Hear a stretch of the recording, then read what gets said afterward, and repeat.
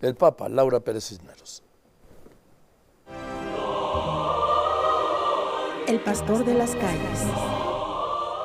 Esta es la historia de un hombre que caminó con esos zapatos gastados, lo mismo terracerías, pisó el lodo de la vida, cayó más de una vez, prefería mezclarse entre la gente, compartir un buen mate y ver los atardeceres o repasar sus discursos desde el transporte público que en un auto con chofer.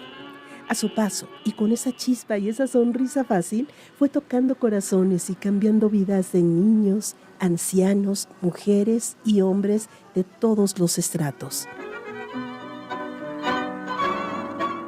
Jorge Mario Bergoglio tenía unos 13 años y en ese momento sintió el llamado de Dios. Cuando era seminarista, tenía un poco más de 20 años, vivió una epidemia de gripe asiática, por lo que le fue extirpado el lóbulo superior del pulmón derecho. Ese problema de salud marcó su vida y aún así no dejó de avanzar. Sin saberlo, su misión pastoral estaba al otro lado del Atlántico. Para conocer a Jesús hay que abajarse, aseguraba el entonces arzobispo de Buenos Aires, Jorge Mario Bergoglio. Al inicio de su camino, su bandera era no tener miedo a la humildad. Desde ese entonces, marcó lo que sería la columna de su pontificado. Hoy se nos dice que cuanto más grites y cuanto más te pelees y cuanto más lío armés y cuanto más discordia sembrés, te va a ir mejor. No va a ir por la... Abájate, sé humilde, sé manso, usa esa mansedumbre, escuchá, conviví, reconoce la dignidad tuya y de los demás. Pasaron los años y como arzobispo, Bergoglio tuvo fuertes diferencias con dos presidentes, Néstor Kirchner y Cristina Fernández. Mientras, en Ciudad del Vaticano, el entonces Papa Juan Pablo II, conocedor de su trabajo en las calles, sabía que Bergoglio sería una pieza de cambio en la Iglesia Católica y lo hizo cardenal. Bergoglio, el primer Papa de la Finisterra. El cardenal argentino participó en el cónclave donde fue elegido Benedicto XVI. El nombre de Jorge Mario Bergoglio comenzó a sonar, pero no logró los votos suficientes. En el 2013, a la renuncia de Ratzinger, nuevamente la Capilla Sixtina cerró sus puertas para elegir al Papa número 266 e inició el cónclave. Después, en la segunda votación, cuando se alcanzaron los 2/3, siempre se aplaude, ¿no? En todos los conclaves aplauden. Y sigue el escrutinio. Y él ahí sí me besó y me dijo, no te olvides de los pobres. Y eso me empezó a dar vuelta en la cabeza y fue lo que provocó la elección del nombre después. Jorge Mario Bergoglio se encontró en la Sala de las Lágrimas, ubicada al fondo de la Capilla Sixtina, el lugar donde los pontífices lloran a solas en un encuentro con ellos, con sus emociones, con Dios. Bergoglio vio ante sí los 3 trajes papales, eligió el de su talla y se quitó la vestidura de cardenal. Rechazó los zapatos nuevos y salió con los suyos negros y viejos, que hace unos días habían recorrido por última vez las calles de su Buenos Aires.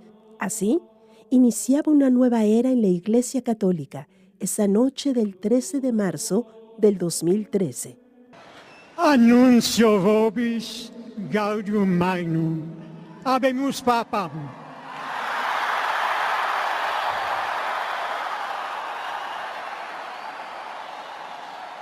Eminentissimum ac reverendissimum Dominum Georgium Marium, Sancte Romani Ecclesiae Cardinalem Bergoglio,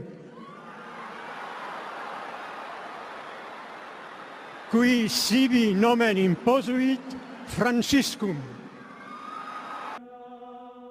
El Papa alcanzó a ver las banderas en blanco y celeste de su país y abrazó desde el balcón por primera vez a los fieles en la plaza de San Pedro. Como saben, el deber de un cónclave es dar un obispo a Roma. Parece que mis hermanos cardenales han ido a buscarlo casi al fin del mundo. Pero estamos aquí. Al inicio del pontificado, el Papa bajó a rezar a la tumba de San Pedro. Lo hizo hincado. Fue una comunión entre dos hombres que manejaron los destinos de la Iglesia Católica. A diferencia de sus antecesores, él decidió usar el anillo de Pedro el Pescador, no de oro, sino de plata dorada. La apertura de la Iglesia de Francisco. La Iglesia es para todos y cada uno resuelve sus posturas ante el Señor con la fuerza que tenga. Esta iglesia de pecadores. La iglesia de santos no sé dónde está. Acá somos todos pecadores. Y sí, el Papa Francisco dejó claro que la suya no era una iglesia de templos, sino de periferias, de las calles, de escuchar, una iglesia de apertura, algo que aparte de la curia no le agradó. Si una persona de tendencia homosexual es honesto y busca a Dios, ¿quién soy yo para juzgarla? Francisco también abrió una iglesia a los divorciados, defendió a los migrantes en el mundo, puso austeridad en las cuentas de Ciudad del Vaticano, dio cero tolerancia a sacerdotes pederastas, escuchó y consoló a las víctimas y dio más espacio a las mujeres en la iglesia. El Papa Francisco quiso acabar con la mentalidad clerical y machista. Designó por primera vez una mujer presidenta de la gobernación, Sor Rafaela Petrini. Poco antes también a Sor Simona Brambilla, como prefecta del departamento responsable de todas las órdenes religiosas de la Iglesia Católica. Como buen argentino, cada mes pagaba su membresía de socio del club de sus amores, el San Lorenzo. El emérito, el jesuita y los santos. Durante el pontificado de Francisco se dio algo inédito. Por primera vez en la historia hubo dos papas vivos, el emérito Joseph Ratzinger y él. También el mundo fue testigo el 27 de abril del 2014 en la Plaza de San Pedro de la presencia de 4 papas, 2 vivos, Francisco y Benedicto XVI, así como las imágenes de Juan Pablo II y Juan XXIII durante su ceremonia de canonización. A la muerte de Benedicto XVI, a quien Francisco cariñosamente le llamaba il nonno de la Chiesa, el abuelo de la Iglesia, Bergoglio despidió en sus funerales a su amigo en enero del 2023. Benedicto, fiel amigo del esposo, que tu gozo sea perfecto al oír definitivamente y para siempre su voz. Un pontificado hacia las periferias. Los viajes y México.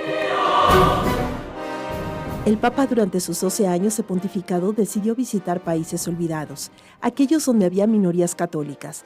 Pisó suelos con huellas de guerra como en Irak o Indonesia, donde vive la mayor comunidad musulmana del mundo. Fueron 47 viajes fuera de Italia y 66 países, uno de ellos México, en el 2016. Mirarla a ella. Mirarla mucho y calmamente y decirle, como lo hizo aquel otro hijo que la quería mucho, mirarte simplemente, madre. En el Tepeyac rezó ante la Virgen de Guadalupe. Estuvo en la frontera con Estados Unidos y se reunió con reclusos en una cárcel en Ciudad Juárez. Al decirles estas cosas, no lo hago como quien da cátedra, con el dedo en alto. Lo hago desde la experiencia de mis propias heridas, de errores y pecado que el Señor quiso perdonar y reeducar. El fin del ministerio petrino. Parte de la cruz de quienes han estado como cabeza de la Iglesia Católica es cargar con sus propias enfermedades, con dolor seguir hasta el último aliento. Francisco también lo hizo, se mostró humano y aún en silla de ruedas no dejó de viajar, de estar en la Plaza de San Pedro, padeció problemas de hernia, colon y en los pulmones. Para él, lo importante era ser uno más de los que sufren. Lo hizo por el mundo. En el 2020 al rezar solo durante la pandemia en la Plaza de San Pedro. Tampoco dejó de pedir fuerte por la paz ante las guerras. Siempre tuvo a Nuestra Señora de Guadalupe en su corazón. Que la morenita les sonría, que los cuide, Ustedes tienen una madre, no se olviden. Y cuídenla. Y recen por mí, que yo lo hago por ustedes. Claro que sí.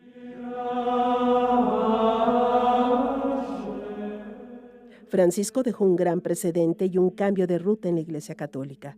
Abrió secretos, abrió las puertas y con ellas su corazón. El jesuita que sin filtros decía: mi gente es pobre y yo soy uno de ellos. Con su ejemplo de vida demostró hasta el final que los lujos estaban de más en su vida y esos ya no tienen cabida en la Iglesia Católica. El Papa dejó otro rostro en la Iglesia. Dicen que uno siempre regresa a sus raíces. Ahora por las calles de Buenos Aires, un hombre de zapatos gastados callejonea como tanto disfrutaba en vida. Sonríe, cierra los ojos. Su rostro se refleja en el Río de la Plata. Mientras, a lo lejos, se escucha un tango. Volver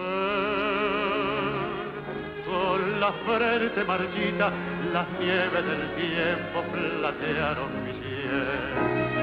Sentir que es un soplo la vida, que 20 años no es nada, que febril la mirada, errante en las sombras te busca y te no.